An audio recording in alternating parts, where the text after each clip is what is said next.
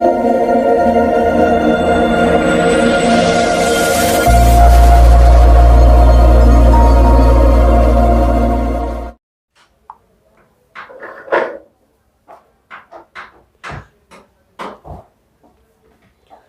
सद्गुरु महाराज की जय।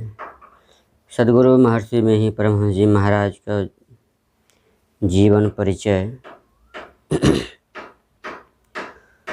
महर्षि में ही परमहंस जी महाराज ऋषियों और संतों की दीर्घकालीन अविच्छिन्न परंपरा की एक अद्भुत अधिकतम कड़ी के रूप में परिगणित है। भागलपुर बिहार के पावन गंगा तट पर अवस्थित इसका भव्य विशाल आश्रम आज अध्यात्म ज्ञान की स्वर्णिम ज्योति चतुर्दिक बिखेर रहा है।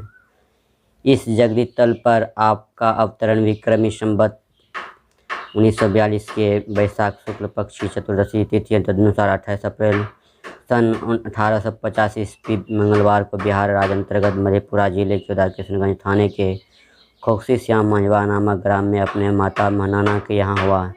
आपके पूज्य पिता कायस्थ कुलभूषण स्वर्गीय बाबू बबूजन लाल दास जी तथा सौभाग्यशालिनी माता स्वर्गीय श्रीमती जनकवती थी, जो पूर्णिया मंडलांतर्गत ग्राम सिकलीगढ़ धराड़ा के निवासी थे। कहावत है, होनहार बेनमान के होत चिकने पात। आप में जन्मजात योगी के चिन्ह विद्यमान थे। शैशवावस्था से ही आपके सिर में 7 जटाएँ थीं, जो प्रतिदिन कंघी से सुलझा दिए जाने पर भी पुनः प्रातःकाल अनायास 7 जटाएँ ही बन जाती थीं। लोगों ने समझा कि अवश्य ही किसी योगी महात्मा का जन्म हुआ है। 4 वर्ष की अवस्था में ही आपकी पूज्य माता जी असार संसार को त्याग कर परलोक सिधार गई। 5 वर्ष की अवस्था में कुल पुरोहित द्वारा आपका विधिवत मुंडन संस्कार संपन्न होने के पश्चात आपकी प्राथमिक शिक्षा का शुभारंभ अपने ग्राम में ही हुआ। आपकी शिक्षा का आरंभ कैथी लिपि में हुआ।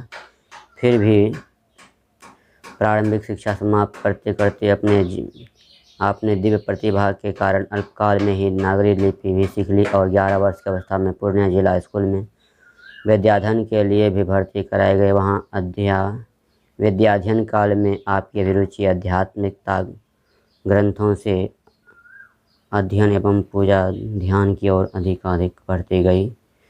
सन 1904 ईस्वी की 4 जुलाई को आप प्रावेशिक परीक्षा दे रहे थे। उस अंग्रेजी की परीक्षा थी। प्रश्न पत्र का प्रथम प्रश्न था, cute for memory the poem builders and explain it in your one English, अर्थात निर्माणकर्ता शीर्षक पद को अपने स्मरण से लिखकर उनकी व्याख्या करो। आपने निर्माणकर्ता शीर्षक कविता का प्रथम छंद लिखकर उसकी विशद व्याख्या की। उसका समास रूप निम्नलिखित है।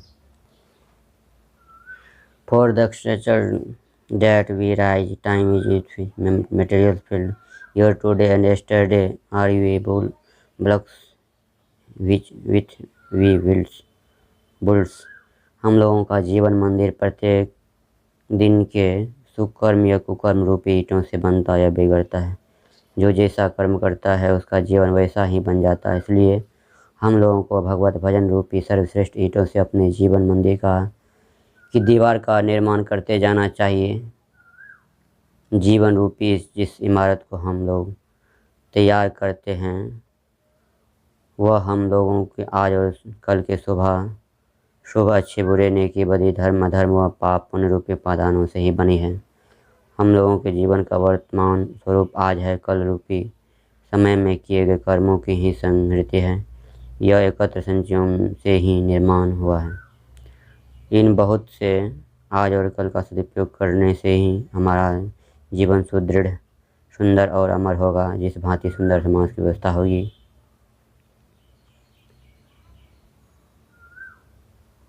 समय की सदुपयोगिता सत्संग में है और ईश्वर भक्ति या भजन में से सर्वश्रेष्ठ और कोई सत्कर्म नहीं है।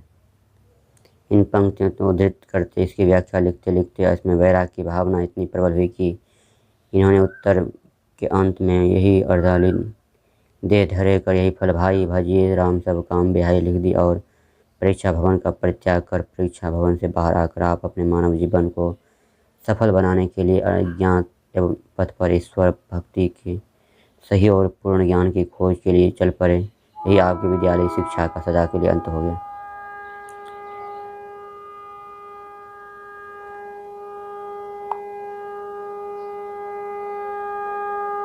महर्षि मेही का जीवन एक विनम्र, उदार एवं सरल साधक हृदय का जीवन रहा। उन्होंने साधना के लिए ज्ञान योग युक्त ईश्वर भक्ति को स्वीकार किया।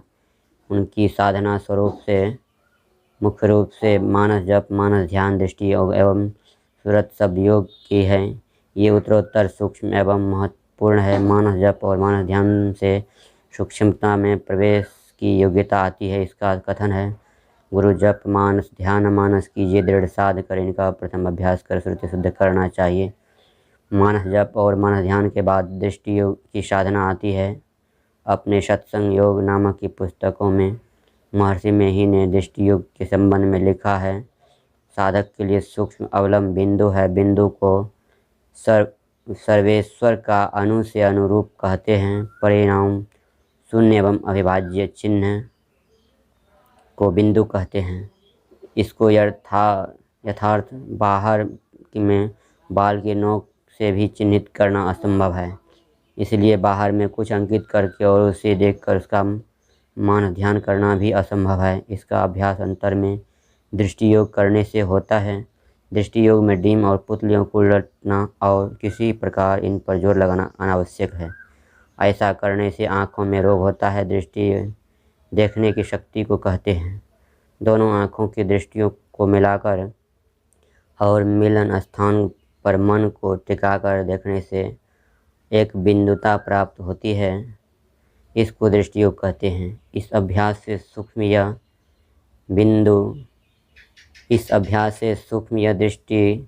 दिव्य दृष्टि खुल जाती है। महर्षि मेही ने दृष्टि योग को बिंदु ध्यान बताया है। उनके अनुसार सगुण से निर्गुणोन्मुख होने के लिए इस दृष्टि योग या बिंदु ध्यान की उपयोगिता असंदिग्ध है। तिल को बिंदु के अर्थ में उपयुक्त करते हुए संत कबीर साहब ने कहा, जो कोई निर्गुण दर्शन पावे, प्रथम सुरति जमावे तिल पर।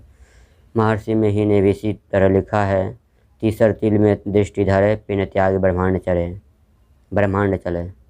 पिंड त्यागी ब्रह्मांड चले का तात्पर्य है सगुण से निर्गुणोन्मुख होना। तीसर तिल का अर्थ है बिंदु। कहने का अभिप्राय यह है कि बिंदु पर दृष्टि जमाने वाला साधक सगुण से निर्गुणोन्मुख हो जाता है। यह बिंदु कोई काल्पनिक नहीं होता। उपयुक्त योग युक्ति के द्वारा यह बिंदु साधक के भीतर स्वतः उदित होता है। यह तेज पूर्ण होता है, ज्योतिर्मय होता है। इस बिंदु ध्यान या दृष्टि योग के बाद सुरति शब्द योग आता है। ऋषियों और संतों ने बताया है कि सृष्टि के 5 मंडल होते हैं, सूक्ष्म, स्थूल, कारण, महाकारण और केवल। इनसे शरीर भी भरपूर है। 5 मंडलों के केंद्रों से 5 प्रकार के शब्द होते हैं। इन्हें संतों ने नौबत बजना कहा है। सुरति शब्द योग की साधना में इन शब्दों में सुरति लगाई जाती है। 5 मंडलों की इन 5 नौबतों को सुना जाता है। केवल मंडल का केंद्र स्वयं परमात्मा है। केवल मंडल की नौबत ध्वनि सुरति को परमात्मा तक पहुंचा देती है, क्योंकि शब्द अपने उद्गम स्थान पर आकर्षित करने का गुण रखता है। केवल मंडल में केंद्र से जो शब्द होता है उसे ही वेद एवं उपनिषदों में ओम, स्फुट, उद्गीत, प्रणव ध्वनि और ब्रह्मनाद कहा गया है। संतों ने उसे ही सार शब्द, सत्शब्द, सतनाम, आदि नाम और राम नाम कहा है।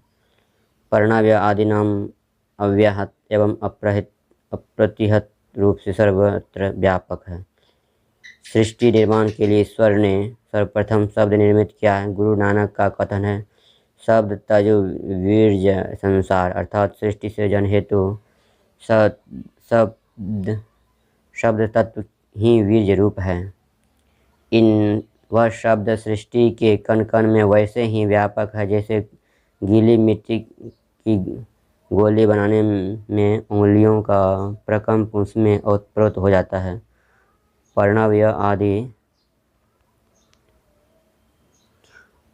या आदि नाम की धार सर्वेश्वर तक लगी हुई है। ऋषियों और संतों ने बताया कि इसी सत्शब्द को पकड़कर सर्वेश्वर तक पहुंचा जा सकता है। महर्षि मेही का दार्शनिक चिंतन मुख्यतः भारतीय चिंतन परंपरा के अनुकूल है। उन्होंने ब्रह्म को अनादि अनंत बताया है।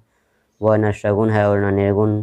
सगुण और निर्गुण ब्रह्म तो उनके दो अंश हैं।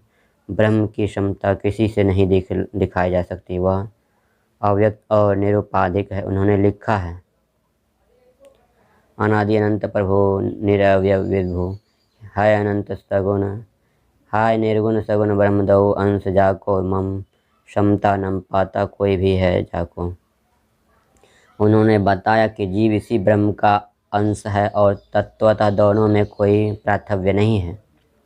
उसके विचार से शरीरबद्ध आत्मा ही जीव है। महदाकाश के अभिन्न अंश घटाकाश और मठाकाश की तरह जीव ब्रह्म का अंश है। महदाकाश के अंश घट, मठ और पट के आकाश में तथा महदाकाश में क्रमशः छोटे और बड़े होने का भेद होता है, पर यह भेद भी तब समाप्त हो जाता है जब महदाकाश पर घट, मठ और पट के आच्छादन नहीं हो जाते हैं।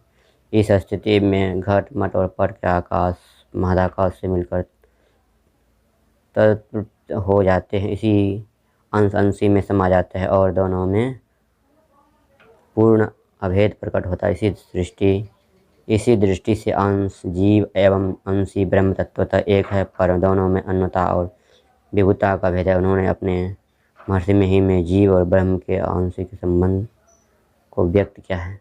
जीवात्म प्रभु का अंश है। जैसे को देखिए, घटमट प्रपंच जमीन नहीं अंश कहना चाहिए। अंशी में मिलाकर अंश रूपी हो जाता है, जीव ब्रह्म हो जाता है। अवैध इस स्थिति में जीव ब्रह्म में कोई अंतर नहीं रहता है। सांप्रदायिकता, संकीर्णता एवं वैचारिक अनुदारता से ही सर्वथा मुक्त रहें। महर्षि में ही पदावली की सतगुरु देवी अरुजे भय हैं, होंगे सब चरण निशिरधारी जैसी युक्ति उनकी विनयशीलता एवं व्यापक परंपरा सिद्ध दृष्टिकोण का परिचय देती है। एकांतिक आत्म साधन में निमग्न रहने पर भी उन्होंने अलौकिक व्यवहारों तथा मर्यादाओं का परित्याग नहीं किया।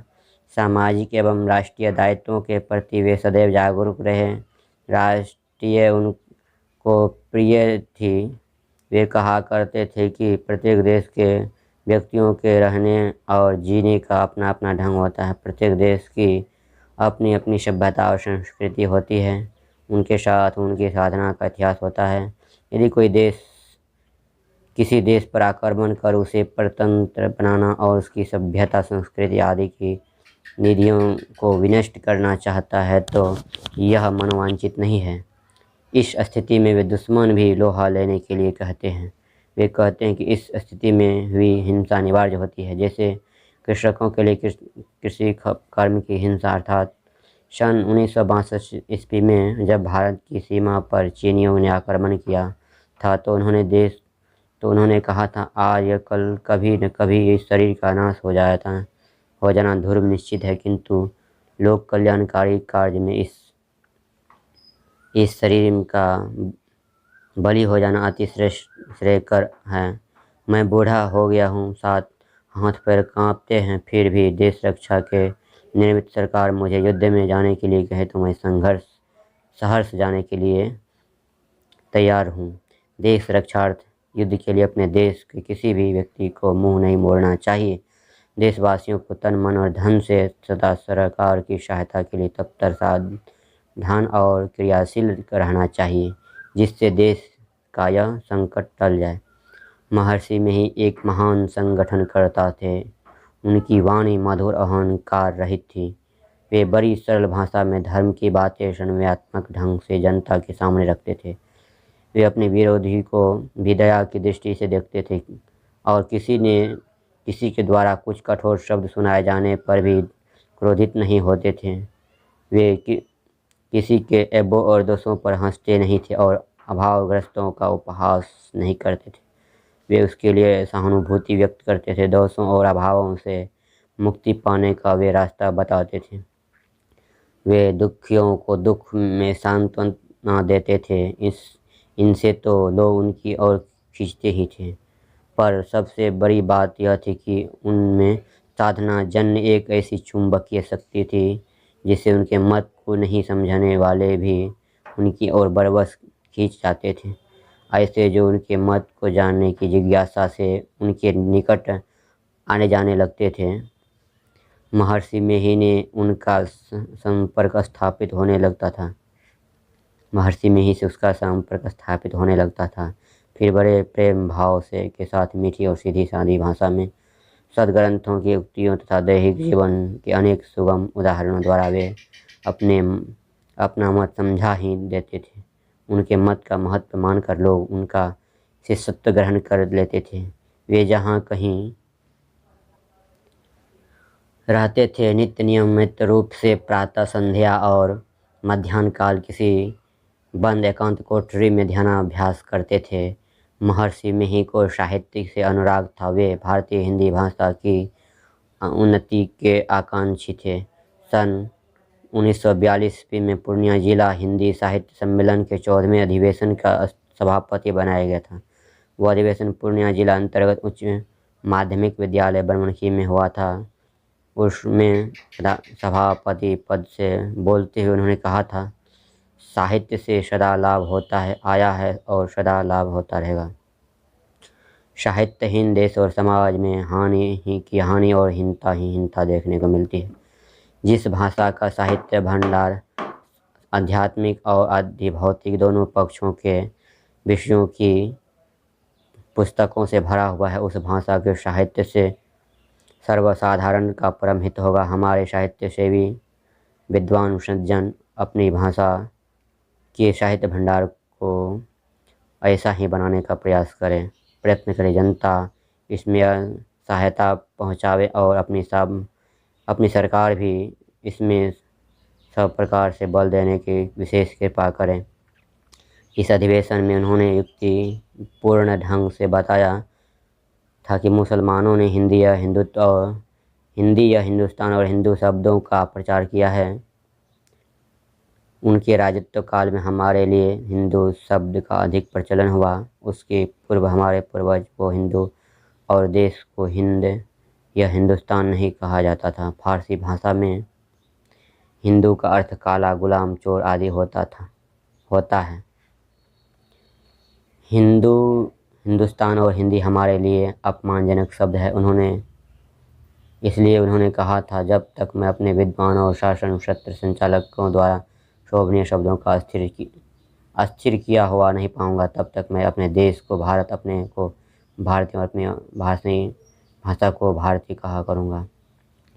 अतएव मैं इस साहित्य सम्मेलन को भारतीय साहित्य सम्मेलन कहता हूँ। मैं भारतीय भाषाएं, जिसको अनेक लोग अपनी हिंदी भाषा कहते हैं, वे साहित्य की पूर्ण उन्नति चाहता हूँ। उपयुक्त बातों से महर्षि मेही का साहित्यानुसार प्रकट होता है। उन्होंने समस्त सिद्धांत एवं गुरु कीर्तन, रामचरितमानस सारसटिक, विनय पत्रिका सारसटिक, भावार्थ सहित घटनावान के मुख्य एवं परमोपयोगी विषय की पदावली, सत्संग योग, महर्षि मेही पदावली, महर्षि मेही दास वचनामृत, सत्संग सुधा चारों भाग, श्री गीता योग प्रकाश, वेद दर्शन योग, सत्संग सुधा द्वितीय भाग, संतवाणी सटिक, ईश्वर का स्वरूप और उनकी प्राप्ति, ज्ञान योग युक्त ईश्वर भक्ति और मोक्ष दर्शन, इन 14 पुस्तकों की रचना की है। महर्षि मेही जी 14 रचनाओं में इनके द्वारा संपादित और लिखित सत्संग योग चारों भाग का सर्वाधिक महत्वपूर्ण स्थान है। इसमें ऋषियों, संतों, भगवंत, महात्माओं और आध्यात्मिक विद्वानों के वचनों का संकलन एवं करके उनके अध्यात्म ज्ञान का सार समाविष्ट कर दिया है। इस अद्भुत ग्रंथ के अंतिम भाग में सूत्र रूप में लिखे गए महर्षि जी के जिन उच्चतम दार्शनिक विचारों का संकलन है, उन्हें पढ़ें और समझे बिना यदि कहा जाए कि कोई भी व्यक्ति वास्तविक वेदांत ज्ञान से अपरिचित ही रह जाएगा, तो इसमें कुछ भी अत्युक्ति नहीं हो रहेगी। इनकी पदावली के पद अपनी मिठासपूर्ण यज्ञता के लिए जन जन में प्रसिद्ध है, जिनमें इन्होंने अपनी साधनात्मक अनुभूतियों को बड़ी ही सरलता और कुशलता से अभिजनित किया है। रामचरितमानस सारस्वतिक में इन्होंने गद्य में मानस की संक्षिप्त कथा वस्तु प्रस्तुत करने के साथ साथ उसके अद्भुत उद्धृत ज्ञान योग भक्ति और नीति परक साधनाओं की टीकाएँ करते हुए उनके जिन गूढ़ रहस्यों का उद्घाटन किया है वे अन्यत्र खोजने पर भी नहीं मिलते। श्री गीता योग प्रकाश में उन्होंने गीता के विचारों और योग पद्धति का संतों के मतों एवं साधनाओं से मेल दिखाते हुए उनसे संबंधित उन भ्रांतियों का निराकरण कर दिया जो बड़े बड़े मनुष्यों के भी मस्तिष्क में घर किए हुए थी। गीता के साहित्याप तर्ज को सरलतापूर्वक समझने की इच्छा रखने वाले प्रत्येक अध्यात्म प्रेमी के लिए यह पुस्तक पठनीय है। वेद दर्शन योग में इन्होंने वेद मतों और संत मतों का साव्य दिखाकर वर्षों से मानी जा रही वेद मत और संत मत के बीच की खाई को पाट दिया। संतवाणी सटीक में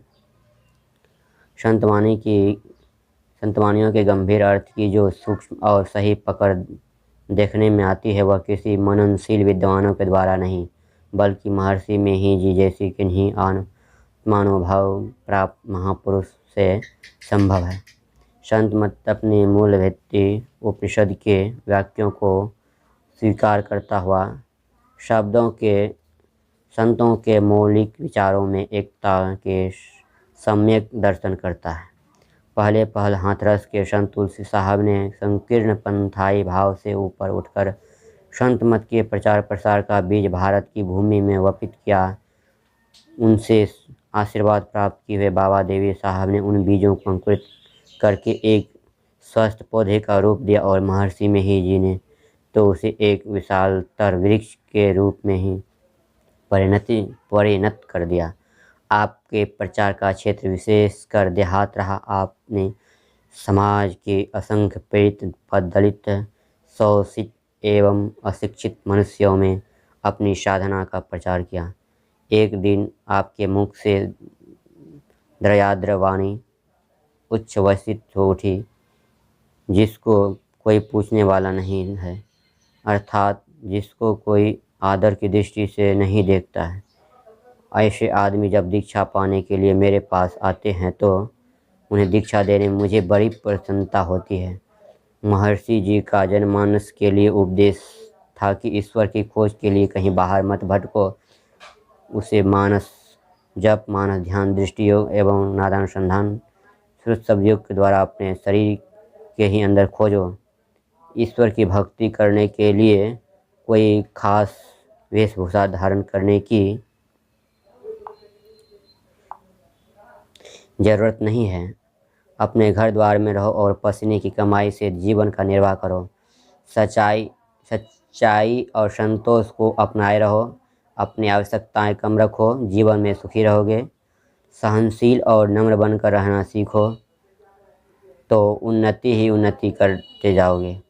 मेल में बड़ा बल है, इसलिए सत्य व्यवहार अपनाते हुए आपस में मेल से रहो। झूठ चोरी नशा हिंसा व्यभिचार इन पंच पापों से बचकर रहो। गुरु और ईश्वर के प्रति आस्था विश्वास बनाए रखो। नित्य नियमित रूप से सत्संग ध्यानाभ्यास करते रहो। कभी न कभी आवागमन के चक्र से मुक्त हो जाओगे। निष्कर्ष में यही है कि महर्षि में ही परमहंस जी महाराज के जीवन साहित्य साधना और दर्शन के विवेचन से यह स्पष्ट होता है कि उनका जीवन एक संत का जीवन था जो सारग्राही होता है और लोकमान्य को अपनी साधना आचरण तथा विचार से प्रभावित करने की चेष्टा करता है। उनका साहित्य उनके जीवन का निचोड़ है। उसमें उनके अध्ययन चिंतन साधना और अनुभव का सार संग्रहित है। उन्होंने अपने विचार और साधना में परंपरा के सार तत्व को ग्रहण किया है और थोथा को उड़ा देने की चेष्टा की है। इसलिए वे संतों की उस उत्तरवर्ती पीढ़ी के प्रतीक हैं जो परंपरा के शास्त्र के सार तत्वयुक्त रिक्त को ग्रहण कर उसे अपने चिंतन साधना और अनुभूति को सम्मिलित कर परवर्ती पीढ़ी को पैतृक दाय के रूप में प्रदान कर जाती है ताकि वह उस मसाल को जलाए रख सकें जो अंधकार से प्रकाश की ओर जाने के मार्ग को निर्देशिका होती है। इस संसार रूपी रंगमंच पर आकर प्रत्येक प्राणी अपनी अपनी भूमिका अदा करके चल जाते हैं।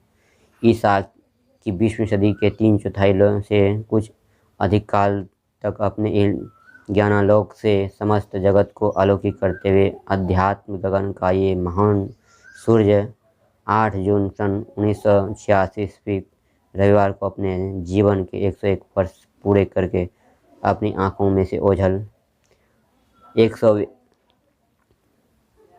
8 जून सन 1986 ईस्वी रविवार को अपने जीवन के 101 वर्ष पूरे करके हमारी आंखों में से ओझल हो गए। लेकिन उनका यह आश्वासन भी याद है कि मैं एकदम से मोक्ष नहीं चाहता, तुम लोगों के उद्धार के लिए मैं पुनः आऊँगा। श्री सद्गुरु महाराज की